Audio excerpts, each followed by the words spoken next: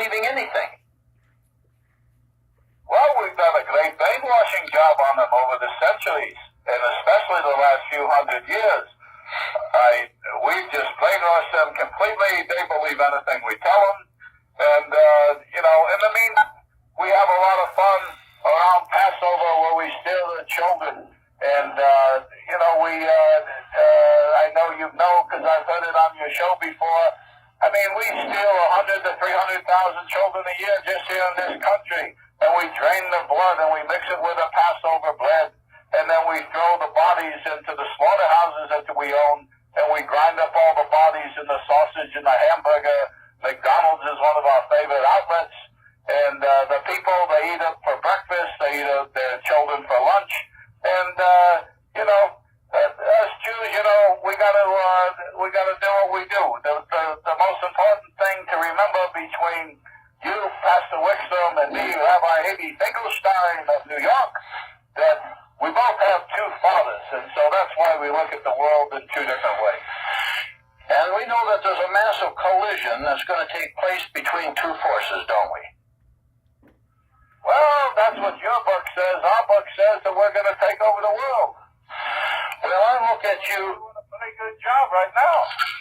Yes, you've done a pretty good job, but there's quite an awakening coming. And my father, who's not your father, my father Yahweh, who isn't your father, of course, your father is talked about by my father in John 8:44, stating that your father was Satan and that you're the descendant of Cain, who was the first murderer. And you know that's true because you teach it in your synagogue. Well, that's true, but it's not for you Goyim to know. But right now it's too late. It's over for you white race. So that's why I'm speaking so honestly here, to bring it out into the open so that you can see it for what it is. You've been teaching the people real good, but they don't wake up, do they? You don't get a lot of followers, do they? Because you know why? They're scared of us Jews because they don't want to be called anti-Semites, and they believe that we're the chosen people. And so that's why we can do whatever we want to do, and we can get away with it because the white men are cowards. And we go to the synagogue all the time and have some Manischewitz and dance the Hava Megillah. It's interesting. I've told people for years and years, it's not that you Jews are hiding anything. You're coming right out on television, in the newspapers, on the radio, and you're telling the people exactly what you're going to do before you do it, and they're brain dead. Well, we did a good job with the public school system. We got you to put all of your children in there. You notice that the Jew doesn't put his children in there. They go to the Hebrew Academy where we teach them the real things, and then they go to the synagogue and they learn the real important things. But we send your kids to the public school. We even have you tax yourself from your property so that you never own your property. And so if you don't make your property tax, we're going to take your property. You can bet on that. And we have you put your kid in a 12-year babysitting is about all it does because you don't learn anything. And then by that time, the kids, they get to be teenagers, and then we give them the music. Not that we really want to call it music because, that's not music. But they listen to that, and then they want to do what they want to do, and so we sell them drugs, and we make a lot of money off your children. Your children from cradle to grave, all we do is make money off of them. Your cattle, your goyim, the human cattle, mazel tov. It's interesting. Yes, I know what you call us, but you may call me Goyim, but I can call you devil, but I'm going to be calling you a good name because that's what you are. Well, that's true. Now, you see, Rabbi Finkelstein, in your synagogue out there in New York, do you have a lot of infighting with the other Jews, the Orthodox Jews, and the other Jews? I mean, is there a lot of infighting for the money out there in New York? I've heard that there's a big inner war going on now with Jewry. Well, we fight a little bit and we argue a little bit. Of course, that's the two most important things we do is complain and get the guilt. And so what we do, we're we're not really fighting among ourselves because we're both going to make a lot of money. It's just who's going to make a little more on this deal and who's going to make a little more on that deal. The bottom line now is we have the Goyim. The Goyim does all the work. The Goyim makes all the stuff. He sells it to us for pennies. We're the wholesalers. We're the middlemen. We mark it way up and sell it to the other Goyim on the retail side. There's an old saying in Yiddish that the reason that God made Gentiles is because somebody has to pay retail. It's not going to be the Jew for sure. The Jew doesn't pay retail. It's the Goyim that pays retail. We buy wholesale. Well, that's very interesting. I understand that, but I also know the bloodletting.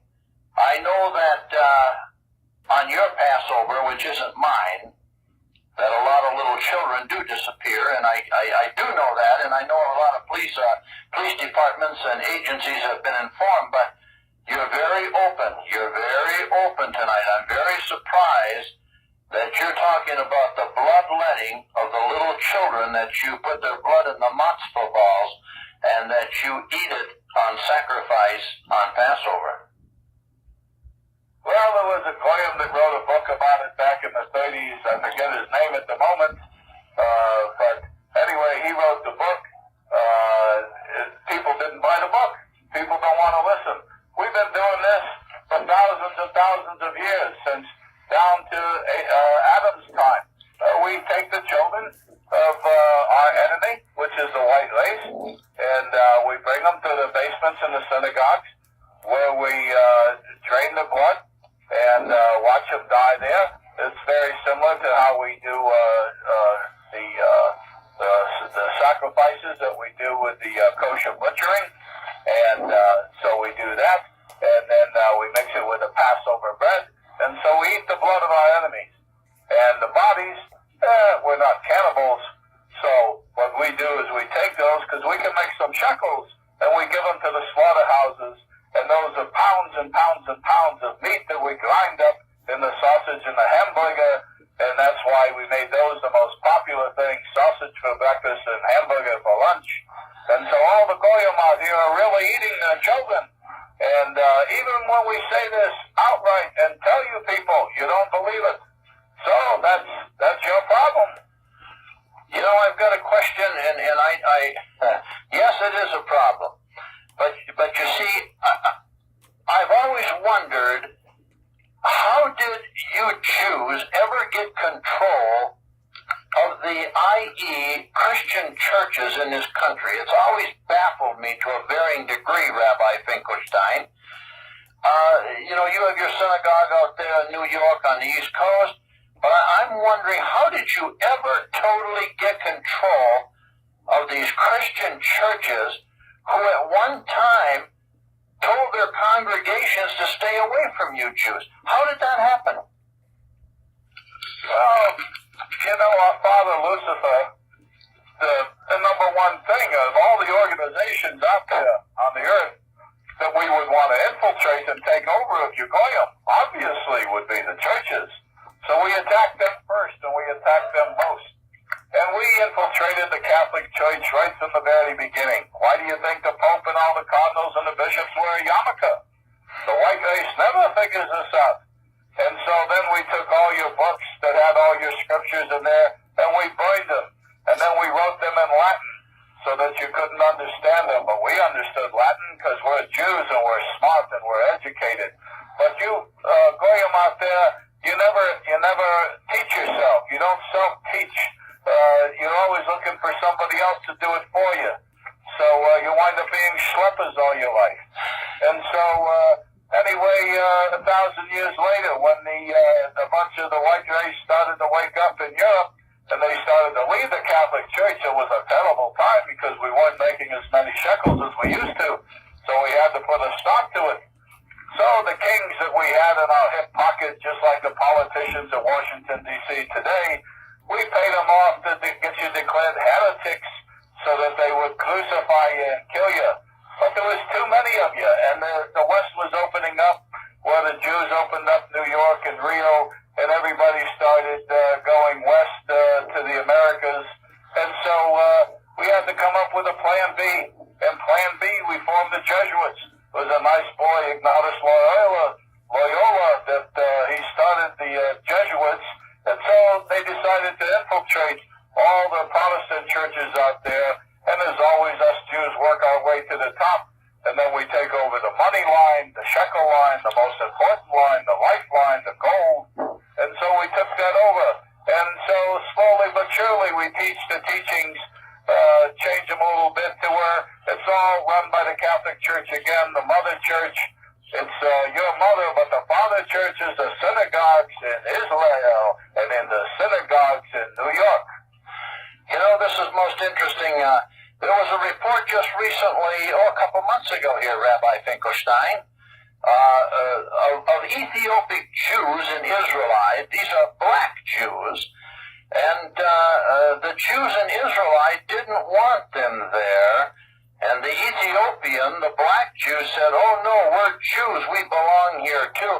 Oh, how does this all fit in? Well, how are these blacks Jews and the Jews over in Israelite didn't want them? Were they kind of like a disgrace or what? Well, who wants a bunch of Schwarzes in your land? You don't want the Schwarzes in there. There are some rabbis that went down to Ethiopia and they said, "Oh, we'd like to be Jews too." We laughed, but we said, "Okay, pay us a few dollars and we'll teach you how to be a Jew."